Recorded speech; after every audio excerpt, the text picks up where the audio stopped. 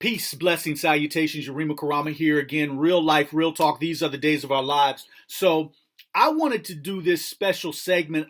If you're on my Facebook, I live streamed earlier on Dr Boyce's channel as well as my own, and we're in the process of we're talking more support for Black business. We're talking about some of the things that are going on out here in the street, which gets us to this point where we want to hold our dollars. We want to send a clear message to the establishment that we're tired of our Black men, women, and children being killed, basically assassinated, slaughtered out here in the streets. But I wanted to do this special segment because a lot of times when we talk about spending our money, we talk about retail, we talk about clothing, we talk about food outlets, we talk about even hair salons and hairstylists.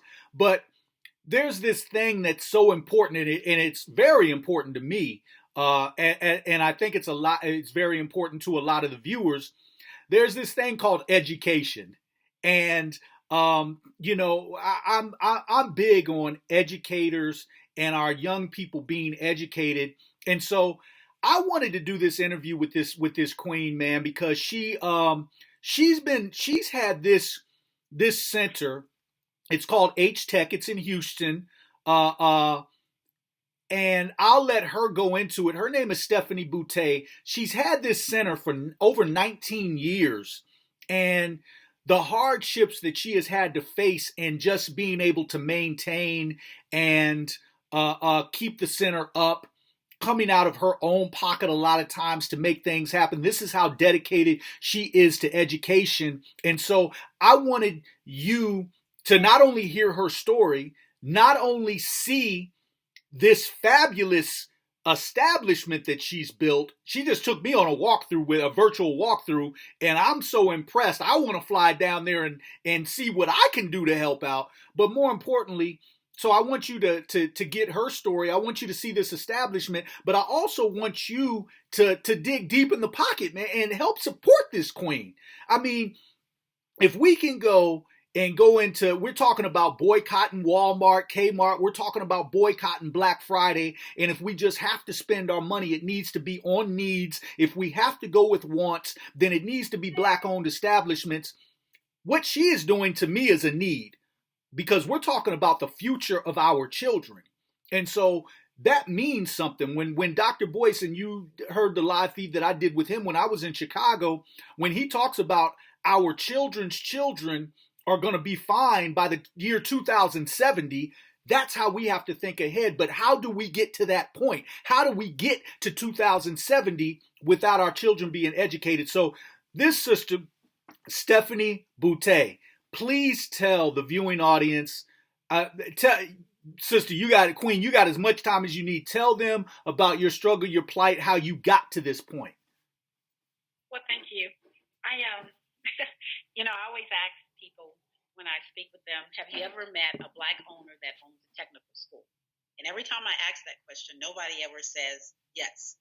I'm always the only Black, and I'm always the only female when I go to Washington to represent owners. And one of the things that I found out over the years is that the struggle that I go through, nobody else goes through. And I still humble myself, because when I started the school because I wanted to make a difference. And all the people that I train, I call them little Stephanies. They're my community. They're me. And when I was young, I was a teenage mom. I got pregnant early, and I came from an environment where my grandparents were really old and we were really poor. And when I got pregnant, I knew at some point I had to stop the generational poverty. And I had made a vow to myself that this little baby was not going to grow up in poverty. So I left Louisiana. I grew up in a little small town. I left Louisiana, and my uncle allowed me to stay with him while I was pregnant. And during my pregnancy, I took a course, a 6-month training course in Houston, and minimum wage at the time was $3.25. When I graduated, I made $8.75. So that was a lot of money. And I ended up working at the courthouse, and I was supporting my baby, and I was doing well. And the whole time I was there, I was exposed to these Black women I mean, they just brought me to a level. I was telling you earlier, I had never met Black women to dress so nice other than in church. And just the confidence and the assurance and the way they carried themselves and the way they spoke, they were so articulate. I saw this every day. And so I knew at that point I was going to be successful. And so when I ended up graduating, I graduated. I was working at the courthouse. I went back to college. I ended up getting my degree. And when I got my degree, I was so proud because my grandparents had a fifth and a second grade education. So that was a big deal in my family to get a college degree. And I had relatives, distant relatives that had it, but not my grandparents that raised me. So I went back to the school that I got my certification. It was a technical school. And it was called MTI, I'll never forget. And it was just so many things going on at the school. And I was making like $70,000, $80,000 a year because I kept getting promoted. I was super smart. And I wasn't even 30. And then I got recruited by another company. So I left there and they made me start a vocational training section. So I started it from scratch. And within the first month, I remember making the company so much money. And I saw the monies that were coming in. So I went to the owners of the company and I told them, I said, listen, we have all these minorities. It was nothing but Black women, and it was Black women and Hispanic females. It was a whole bunch of women in the school. And I told the guy, I said, the owners, actually, I was at a board meeting and I told him, I said, if we invest in this software, it was a MediSoft software or something. I said, our students can be more marketable. I could help get them better jobs. They could make more money because this is the new trend. And I was so excited because I did all the research. I wrote the curriculum, and the owner, one of the large owners, top shareholders, he looked at me and he said, Stephanie, he said, we already got paid for those students. Why are you worried about that? You worried about the wrong thing. He said that to me. And I tell you, my high went to a low immediately. And I was devastated. So, I ended up going home. I didn't go back. I just called the next day and quit. And when you're making 70-something thousand, close to 80,000 a year, before at 26 years old, that's hard to just quit your job. Especially then. Yeah. Yes. And that was like, I think in 92 or 93 it was. And I couldn't go back because there were so many Stephanies that was in the school that I knew I wasn't helping. So basically, they were taking all these girls' money, these students, and they didn't really care about them getting placed. And so I was blessed that there was people around me that supported me. And the guy that I was dating at the time, he believed in me, so he helped me start the school. He helped me buy equipment. I was the secretary. Yes, I was everything. And my first class, I had 10 students, and every last one of them got a good paying job. And I get emotional when I think about it because some of them are still on the same job today, and they're managers, and they come back and they hire our graduates. I get emotional. Yes. I love them. Yes. So what I do is I write. I go out in the community. I sit on all these boards, and I'm always the only Black and I'm always the only female. They never want me there. They don't even talk to me sometimes. But I go out and I recruit companies to come in to help me develop programs so they could hire my students. Okay. And I basically, if I see all these jobs, I'll say to them, you know what? You don't have to post these jobs. Let me train. Let me get the people, give them what you need, and you just hire them. And that's how I developed my program. So over the years, it's just been a struggle because I don't have the marketing materials that I need to go out and get. Most people don't even know I'm here. I get all of my students word of mouth. So if a graduate graduates, they'll send 2 or 3 people. Yeah. And when I go to Washington, we're nationally accredited. When I tell people that, you should see how they look at me. I am nationally accredited. Our school is competing with bigger schools, and we offer programs that the other schools are offering. But the only reason they cater to my community is because they could market them. I don't have the resources. So right. I say that to say that it's been a struggle, but when I do applications, it's so expensive. And so a lot of times I can't do the things I want to do because the resources aren't there. And I was sharing with you earlier that really, really humbled me was when I went to Washington. And it's called an owner's workshop. And what happens is that all the owners that own technical schools that's nationally accredited have to go to these workshops before they can apply for any type of federal funding. And so, I was excited. My students can get Pell Grants. They could get SCOGs. They could do work study. So, of course, I'm going to go and I'm going to see if I can offer those resources. Yes. So when I get there, I'm the only Black and I'm the only female.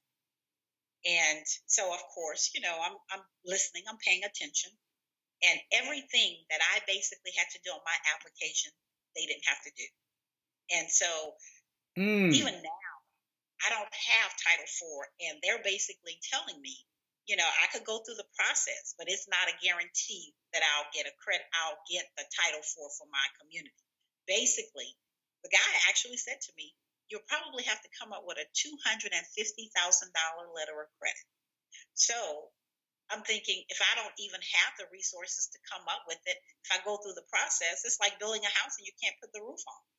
So I'm thinking, okay, I have to raise the $250,000 because if they make me come up with it and I have to put it aside for them, I'll have to do it.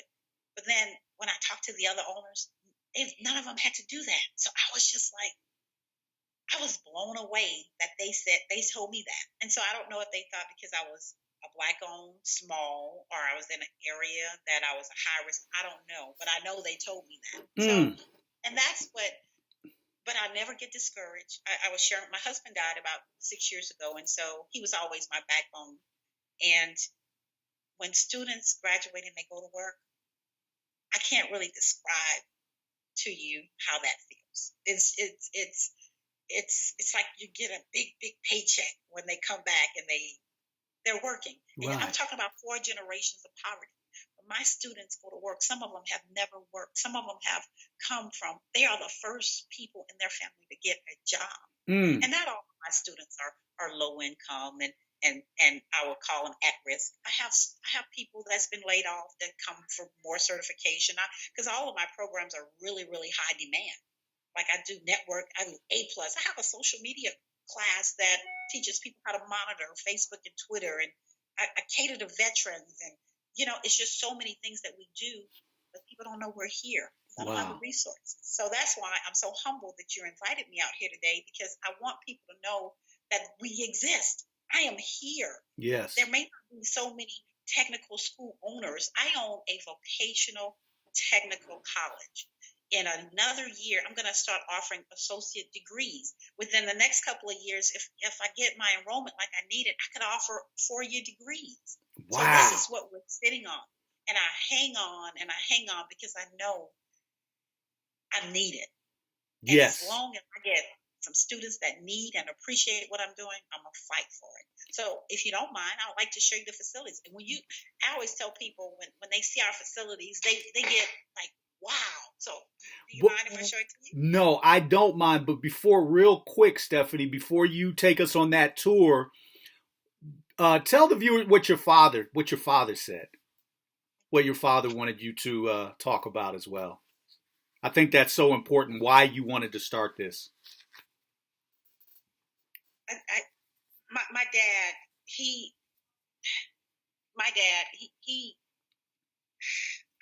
I get emotional because he passed away. And he explained to me how important it is that we do what we have to do. We don't have a choice. And it's like he shared so many things with me that I can't even begin. What was it that I shared with you? Just why you the purpose for you starting this in the neighborhood, and the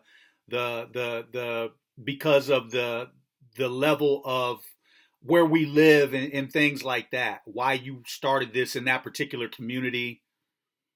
Well, and that's one of the reasons I came to this particular community, because nobody wanted our students. Nobody wanted the people I was catering to. Basically, if they went to one of my competitors, they would do everything to discourage them, because either they had been incarcerated or they don't look the part. They want a certain type of look.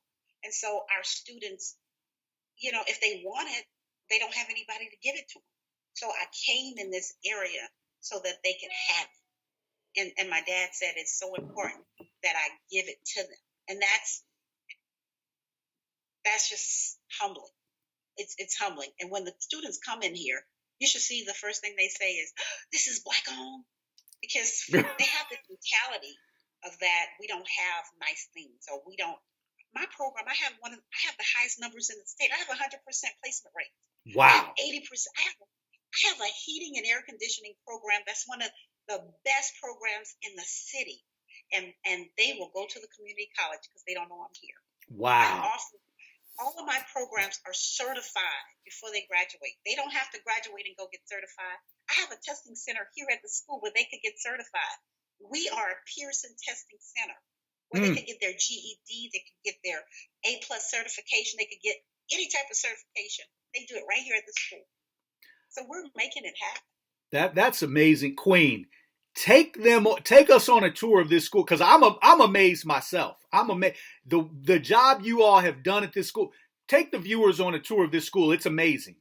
It's amazing. Okay. I wish I could have gone to a school like this when I was young. Well, I'm going to show you. I hope this phone doesn't die, but can you guys see? Yes. This is the medical assistant. And I keep the classes small because I feel like once the classes are small, the students can get what they need. Yes. And as you can see, we have nice equipment. And this is our testing center. And actually, we teach computer classes in here at night, and we do networking and so forth. You see how nice the facilities are? Can you guys see? Yeah, I can. Yeah, it's very clear. And this is, I always tease this, they wanted filtered water. We have a kitchen. Okay.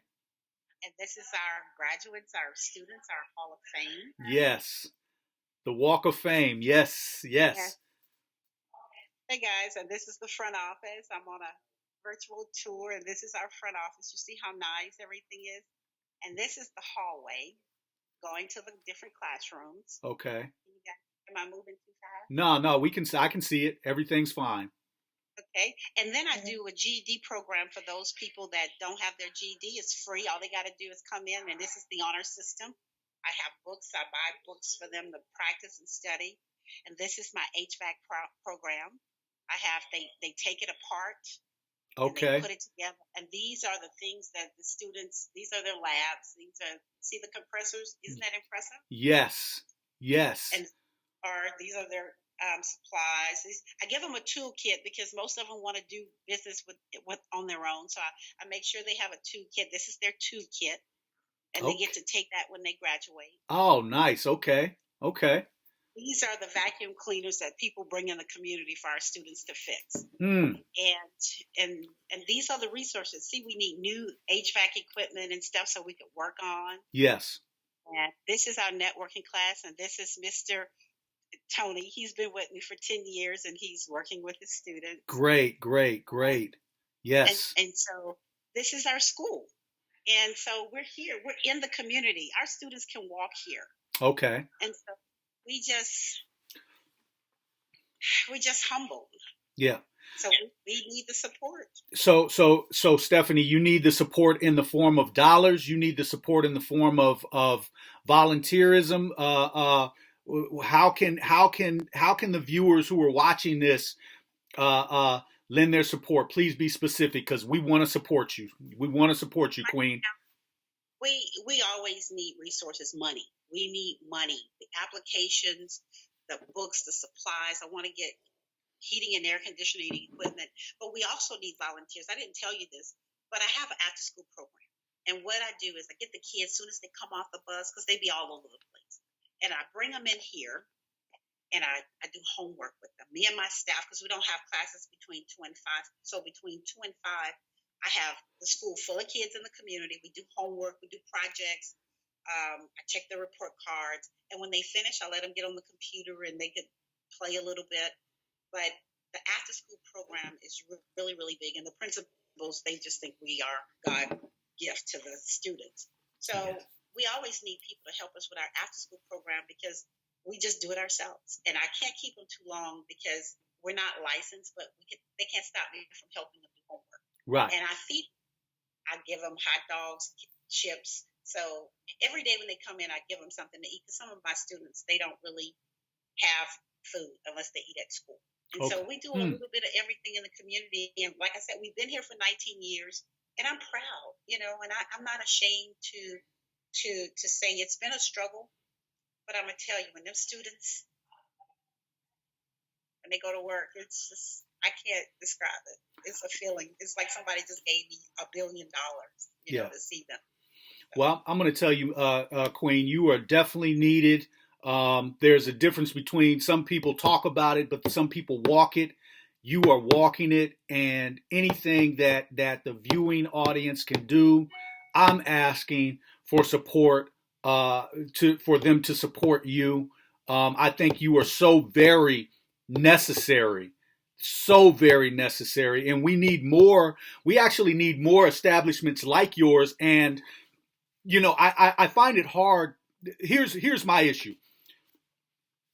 Pooling our resources all together as black people in this country, we are the 6th richest nation on earth. So if we pooled our resources to build something like you've got there, you've actually got the blueprint for what we should be doing around the country. So I'm asking the brothers and sisters to please lend their support to you. And I think what you're doing is magnificent. It's, like I said, it's very much needed. I appreciate you for getting on doing this interview, because people need to hear this. They not only hear it, but they need to see it. This is actual school in Houston that you have put together and have been there for 19 years. So I am thankful, Queen, that you came on and allowed me the opportunity to present you and what you're doing. I think it's magnificent. You are the model that should be used around the country. And before we go, please plug yourself. Where can people find you? If they want to donate, if they want to volunteer for the people that are down there in Houston, you got contact information, your website. Please put that out there so our people know. If they want to donate, they can, I guess, PayPal. I'm not really familiar. I do a lot of the GoFundMe account, and my email address is P as in Paul, HILLIPS at Houston-TEC.com. And my number is 281-219-3305. But my website will give you everything. And my website is www.houston-tec.com. And whatever it is, you just want to call and talk to me. I'm always encouraging people to start schools. It just doesn't matter. I'm available. If you call the school and just ask for Ms. Boutte, 281-219-3305. And on the website, it gives our address and everything. And I'm just humbled that you've taken this time to just introduce us. And I always ask people, remember this, when you're out, do you know anybody Black that owns a technical school, a vocational training career school? And I never meet anybody that says they do, because what we're doing is rare.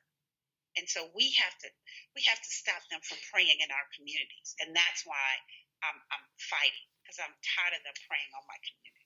So we got, and just be real quick, so H-Tech stands for Houston Technical Education Center. Is that correct? That's right. Houston's Training and Education Center. Houston's Training. Okay, great. Queen, I have to say I admire you. I love what you're doing. Education is big. I'm big on education, and so I think that you are doing a magnificently wonderful job. Everybody needs to know about you from our communities all across the U.S. I can see areas like in the city where I'm at in Columbus, Ohio, where they could use something like you. I mean, and you just did it. It took some work. It took some struggle, but I'm looking at what you've built, the finished product, and I'm saying you did that 19 years ago. We have the resources where we can do things like that, and I'm glad that you came on, because people need to be able to see that. And I thank you so much. I'm really appreciative for not just for you and what you have done, but what you continue to do. I'm in awe. Thank you, Queen. Okay. Well, thank you. They should be out the black because they got it. Manchester. Okay, well we're it's starting to cut out. So with that, my name Are is you Yarima there? Karama. This is Real Life Real Talk. I will post this, and I thank you for giving us your time. If you can assist this sister, donate, whether it's time, but more importantly, money. I'm sure she's like the church. She likes what jingles, but we prefer what folds as well. So please, if you can assist this queen on her journey to help raise and nurture and educate our children, which is our future, please do that. Again, my name is Yarima Karama, Real Life, Real Talk. These are the days of our lives. I'm out. Thank you, Queen. Thank you.